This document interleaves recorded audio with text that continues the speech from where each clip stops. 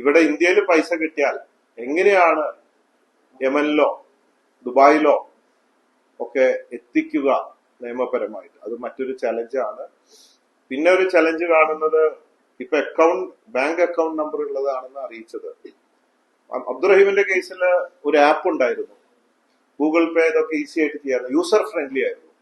ഈ ബാങ്കിലേക്ക് അയക്കുമ്പോൾ പെട്ടെന്ന് കുറച്ച് കഴിയുമ്പോൾ ജാം ആവും, അത്ര ഒരു സ്പീഡ് കിട്ടാൻ വഴിയില്ല. അതൊക്കെ ഒരു ചലഞ്ച് ഉണ്ട്. അപ്പൊ ടെക്നിക്കൽ ആൻഡ് ലീഗൽ കാര്യങ്ങളൊക്കെ നിമിഷപ്രിയ സഹായ കമ്മിറ്റിയുമായിട്ട് ചർച്ച ചെയ്തുകൊണ്ടിരിക്കുകയാണ്. അപ്പൊ ഇങ്ങനെയുള്ള കാര്യങ്ങളും ഒക്കെ ആയിട്ടാണ് ഇതുവരെ എത്തിച്ചേർന്നിട്ടുള്ളത്. തീർച്ചയായിട്ടും എണ്ണപ്പെട്ട ദിവസങ്ങളാണ്. അതിനിടയ്ക്ക് ഞാൻ ഇവരുമായിട്ട് റിക്വസ്റ്റ് ചെയ്തു. ഇന്നാണ് ആ ചർച്ച വീണ്ടും ഉച്ചയ്ക്ക് നടന്നത്. ഇന്നലെ രാത്രി 2 പ്രാവശ്യം സംസാരിച്ചു. അങ്ങനെ പല ദിവസങ്ങളായിട്ട് ചർച്ച നടക്കുന്നുണ്ട്. കുറച്ചു ദിവസം നീട്ടി വെക്കൂ എന്നൊരു റിക്വസ്റ്റാണ് അവസാനം കൊടുത്തിട്ടുള്ളത്.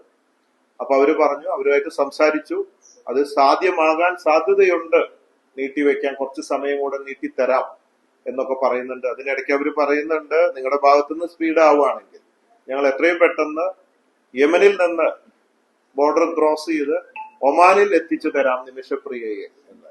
അപ്പൊ ബോച്ചെ ഒമാനിൽ വന്നാൽ നിമിഷപ്രിയയെ അമ്മയെ കൂട്ടി വരാം എന്നൊക്കെ പറയുന്നുണ്ട്. ഈ ചർച്ച ഇതൊക്കെ ഞാൻ വീഡിയോ എടുത്തിട്ടുണ്ട്. അതിനുവേണ്ടി ശ്രമിക്കുന്നു.